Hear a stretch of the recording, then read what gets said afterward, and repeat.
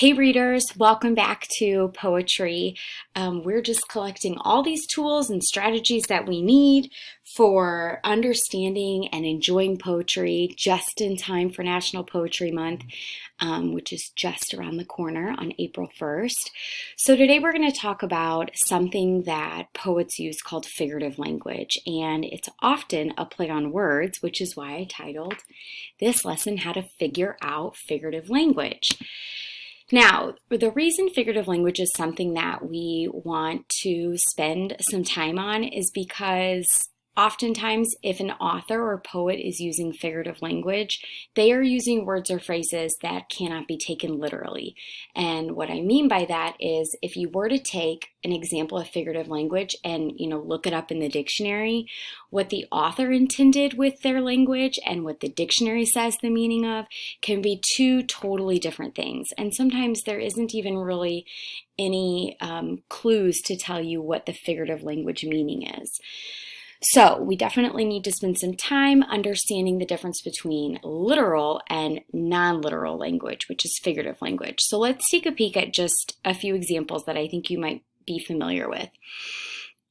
If someone says to you, "I did so well on my math test, it was a piece of cake." Well, obviously they don't mean that their math test was an actual piece of cake, although that would be quite delicious. What they're saying is that their math test was very simple, right? And that doesn't have anything to do with a piece of cake, which is why it's really important to understand when an author is using figurative language.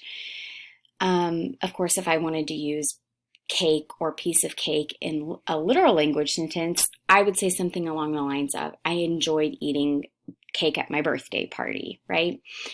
What makes poetry a perfect unit for becoming an expert on figurative language is poets love to use figurative language throughout their poems.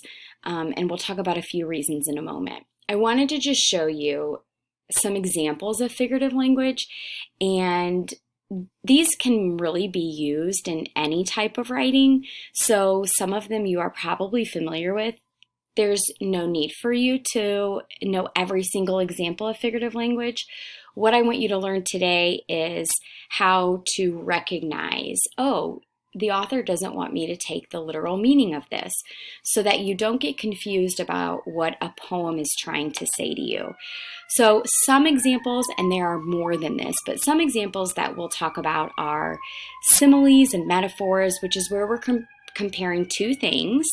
And if you are using a simile, you're going to see words like or as. And if you're using a metaphor, it's just going to directly compare it to the second object. Then we have an hyperbole, which is a very obvious exaggeration. Like, "I've told you to clean your room 1,000,000 times.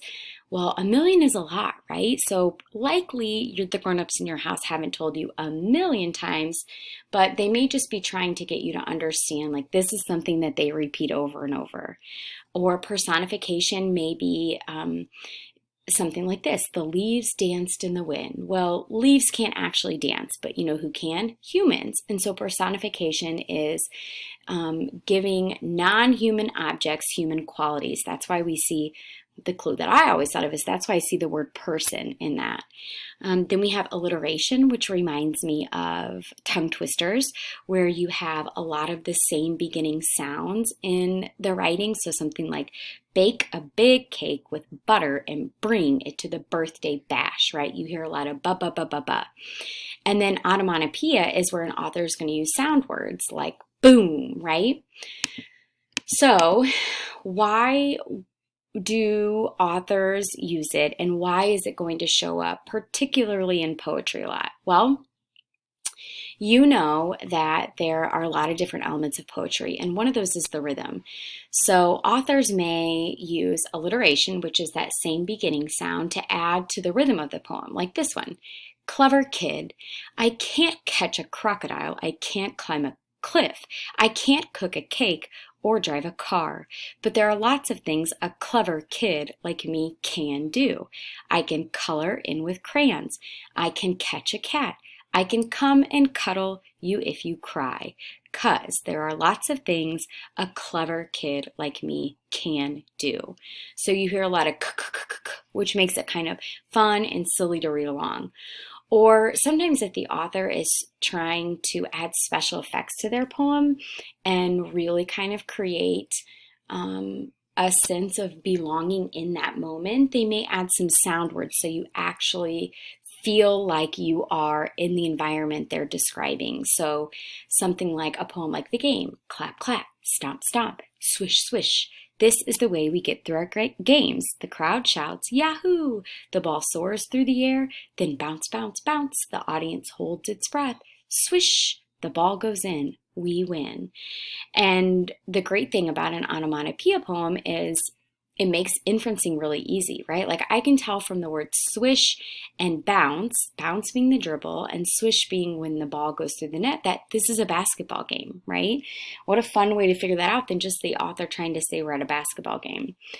And as you know, imagery is another huge element of poetry. It's when the author is using super descriptive words, creating that mental movie for us, right? Helping us visualize. And you're going to see similes in this one where we see the word as, comparing two different things. I am as quick as a cheetah. Well, humans can't run as fast as a cheetah. So what the author's trying to tell us there is that this poet is super duper fast, right? My eyes are as blue as the ocean. That helps me think of how deeply blue this poet's eyes are. My ears can hear like a rabbit. My brain is as smart as a scientist. My nose can smell like a bear. And my heart is as big as an elephant. So after seeing these examples, you can kind of understand why figurative language would make it more fun and might be able to add deeper meaning to our poems. So let's practice with just a few, and then I'll send you off on your own to try some figurative language out. The woman's eyes were sparkling diamonds in the sun. Well, obviously, the woman doesn't have diamonds as her eyeballs, right?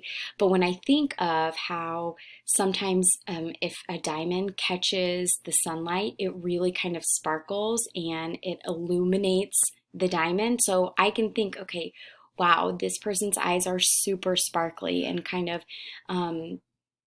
intriguing, right, as I look into them. Boy, it's really raining cats and dogs out there.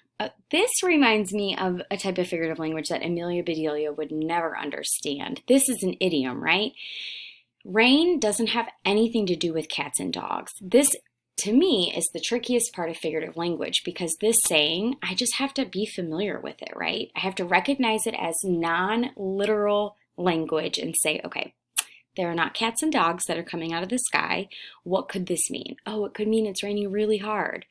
The sports car was as fast as a cheetah. So right away I know, okay, that sports car is moving super duper speedy. So now I'm going to give you some sentences that I want you to try and see if you can determine, is this something I need to take as literal meaning or is this an example of figurative language? Good luck.